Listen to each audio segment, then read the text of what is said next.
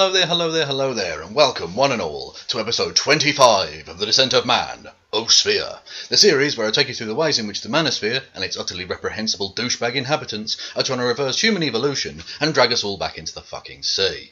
But there's something a little bit different about this episode, because we're not dealing with an individual, we're dealing with a topic. Or more precisely, we're dealing with the Manosphere's reaction to that topic. Yes, it's Brexit. Now, for those who don't know, Brexit is the linguistic abomination that is the portmanteau of British and exit. Brexit. And that word itself refers to the United Kingdom voting in a referendum whether or not to remain a part of the European Union, to remain a member of the European Union. And on June the 23rd, 2016, the nation voted by a margin of 51.9% to 48.1% to leave the European Union. Now, before we get going on this one, let's have a look at how the Manosphere was split on this topic. Who was Remain, who was Leave? First up, let's have a look at the Leave camp.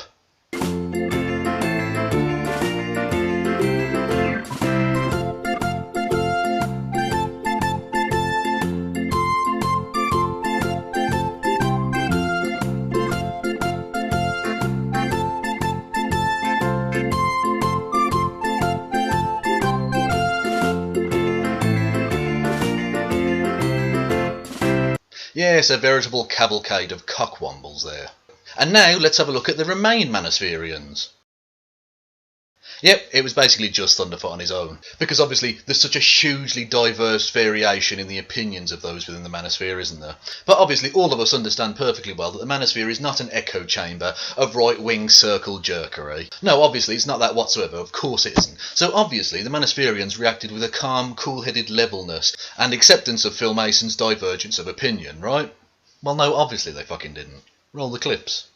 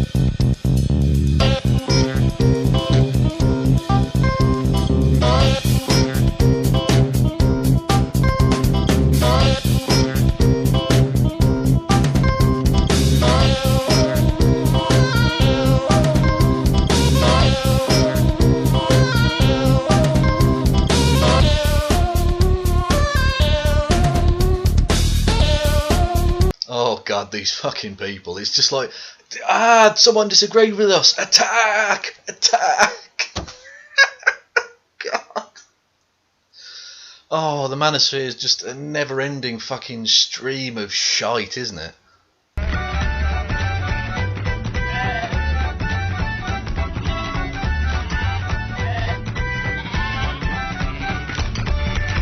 But anyway, moving on. The ramifications for Britain leaving the European Union, which hasn't happened yet and won't for a couple of years because we've got to have renegotiations and all of that sort of schmozzle. But the ramifications have been huge in the short term. And things have gotten pretty fucking strange in Britain. Basically, you wake up every day not knowing what's going to have happened. Something crazy is going to go down. You just don't know what it is. And it feels like the country is just fucking crumbling. It's mentalness. But, you know, we're going to try and keep calm, even though inside I'm thinking, fuck!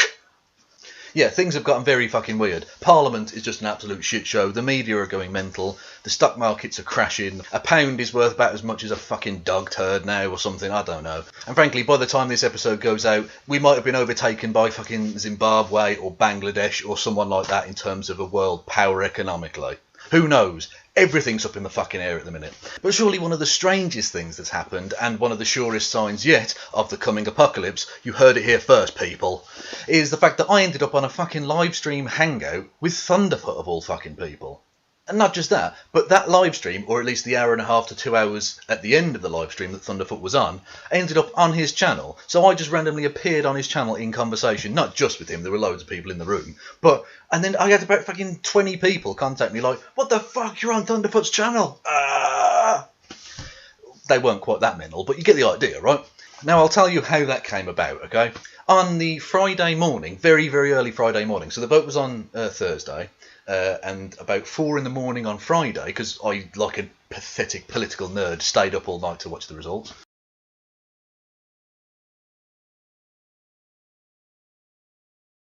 And about 4 in the morning, Sargon of Akkad contacted me saying, do you want to come on this live stream to chat about Brexit? So I was like, yeah, fuck it, I might as well.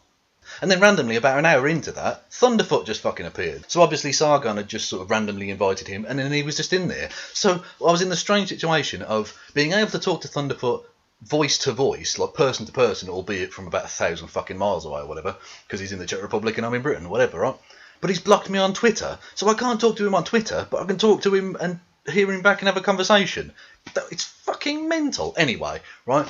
So that's how all that came about, okay? It wasn't Thunderfoot's hangout, it was Sargon's hangout that Thunderfoot happened to be on and then put part of it on his channel. Anyway, right? In true Thunderfoot style, he decided to go on there and be a massive twat and just fucking shout over everybody. It's a salty. But you know, Thunderfoot, even no, if... No, I'm just want to know. I mean, yeah, but it was becoming overwhelmingly political and legislative. Bullshit. Of course it was. Somewhere between 15 and 50% of our laws are being made in Yeah, you said that in the debate, and it's like you can't name one single law. Yeah, what effect? Right? Yeah, Please do. Easy to portray as haughty, but overbearing and Hold on, arrogant. because Seeing as you. Well, honestly, that's not the issue. Yeah, The issue is that Yeah, Angela Merkel got... No, you're worried about technicalities now. About whether or not it is gain or not. I'm arguing about national sovereignty. You don't seem to be understanding He's making a point. Let's let him finish, then you can go. Okay. Yes, I'm really not arguing about a gain or a detriment. I acknowledge that the made. That's why I'm using the word polarize. Yeah, no, but I mean, a lot of people who voted are still on the side. You know, and so what do you think is going to happen next? And it was really annoying because he was in the Remain camp and I voted Remain as well, okay? Yeah, this fucking referendum thing made for some very strange bedfellows on both sides, okay? Trust me, there was no one that was absolutely allied to everybody that was in the same camp as them in terms of voting and stuff. It was very fucking strange. It was a two-horse race, people, okay? We didn't have like a massive array of options here. But anyway, and so I was really annoyed that basically his arguments were just fucking total shite and stuff. But anyway, right, one part of the hangout I wanted to show you because it's central to one of the major hypocrisies of the manosphere. Are you aware of the light bulb situations with the EU? Yeah, they do a lot of silly shit. The one that I would actually have the biggest grievance against them for is putting those bloody screws on all the kids' toys. Right now, you need a screwdriver to get into the battery compartment in the EU. And first of all, kids should at least be able to change a battery. Wait, you're a scientist. I wish I could curse you to study at the light of these fucking light bulbs, just for like a week or so. So what do we got on the light bulbs? Well, you can't purchase any light bulb in the EU. Like, I can't order from Amazon any type of light bulb that's not an ecological light bulb, which consumes less. However, it lights for shit. I found a light bulb in my house in the attic that's from before this crap, and it does natural light, really nice light. You know, you can see it. You have to come to Europe to see the crap that we are forced to use. Yes, this is a group of manospherians who constantly have a go at feminists saying, oh, you only talk about first world problems, and yet they're having a massively heated debate about fucking light bulbs and the screws that go into the battery pack on the back of, like, children's toys. Really? These are your major fucking concerns, are they? First world problems for the win, you hypocritical douche nozzles. And it got so bad at one point that I just fucking left. I just dropped out. I didn't even say goodnight to anybody or goodbye. I just fucking turned it off. I couldn't be bothered. And I'm really glad I did, because watching it back a few days later, I found out that about 10 seconds after I left, Thunderfoot said this shit. Well, I guess that's true, you know. But doesn't UK have natural resources they can exploit? Yeah, but and then this is the thing. Yeah, you can always point to a country which is doing well and it's in one system or the other. I can point to Luxembourg and say it's got the highest GDP in Europe. Why don't we do what they do when they're in the EU and they're in Schengen? No, the answer is it's a crappy little nation that gets loads of its money from. Actually, ironically, I think it's got one of the European things there. Yeah, just a random piece of xenophobia thrown in there for no fucking reason. What a prick. Now, as we're talking about the European Union, it's lucky that on hand I have a Frenchman to ask about this, or more precisely, a French cat. So, Rory Katz, what do you think about the Brexit referendum? Will it affect the amount of chicken I get? I don't think it will. Then I do not care about your pathetic human trivialities. That's fair enough, I suppose. So you'll probably be wanting some chicken now, will you? The fact that you would even ask me this question is an insult. Get me the chicken. Okay, Rory Katz, I'll get you some chicken in a bit. I'm just doing the video. But anyway, now the next bit of this video is going to be about racism and xenophobia and bigotry and stuff like that, right? But I am in no way saying that everyone who voted to leave is a bigot or racist or a xenophobe, okay? Clearly that isn't the fucking case. I don't think there are 17.5 million racists in the country. I think that's absurd. So if you are a Leave voter and you're not a racist, then you don't need to worry about this next bit, because at no point am I referring to you at all, okay? With all that being said, though, there was a lot of racism that went on in the campaign, and most of it, let's be honest, virtually all of it, was from the Leave campaign. And undoubtedly, the vast majority, in fact I would suggest all of the racists who did vote, voted to leave because of the immigration thing. I can't imagine there were many racists who voted to remain in the European Union. That would seem very strange to me. So, with all that being said, let's get on with it, shall we? Now, one of the terrible immediate ramifications of the Brexit result is that it seems to have emboldened racists across the country.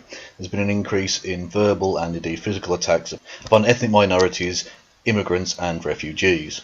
The Polish Cultural Centre in London has been attacked and graffitied, and indeed a halal butcher's was firebombed. And this racist confrontation on a tram in Manchester hit the headlines recently. Don't chat shit when you're not even from England, you little fucking immigrant. How old are you? You little fucking How old are you? What? What are you, 18? 19? Get fucking Trump now. I've been here longer than you have. I go places over. Don't get little immigrant. Get back to Africa. Listen, the young things you would do, you little muck. Don't chat shit. You are extremely ignorant and not very intelligent. Do you know Get off that? the tram now. You get back. Get off the tram now. Get off the tram then. Get off the tram. Hey, you jump off the tram now, bro, and I'll take you on the tram now. How old are you, 16? Get off the tram now. Get off the tram now. Get off the tram now. What's your head, bro? Get off the fucking head.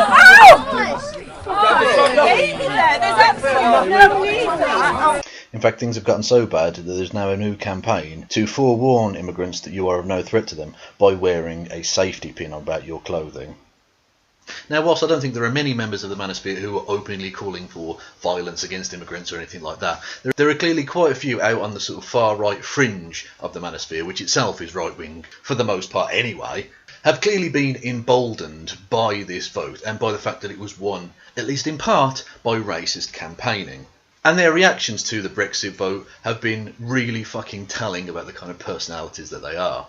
One such notable example is failed journalist and all-round failed decent human being, Milo Papadopoulos. I mean Milo Yiannopoulos. Greek names are hard to say. God, it's like Bill Hicks didn't die at all, did he? He just moved to Britain and grew a beard and put on a silly Brummie accent and wasn't very good at making YouTube videos. But anyway, yeah, Milo's Twitter feed is always an interesting read. And that was unintentionally rhyming there, but anyway, it is an interesting read. Not for good reasons though, it's because he's a massive twat. And the hours and indeed days since the Brexit result came through have been no different. He took the result, which obviously he supported. Anyone who knows anything about him knew he was going to vote for that. Because he's so far up Donald Trump's rectum that he can basically see out of his mouth at this point. Yeah, he took that result with all the grace, dignity and humility that one would expect.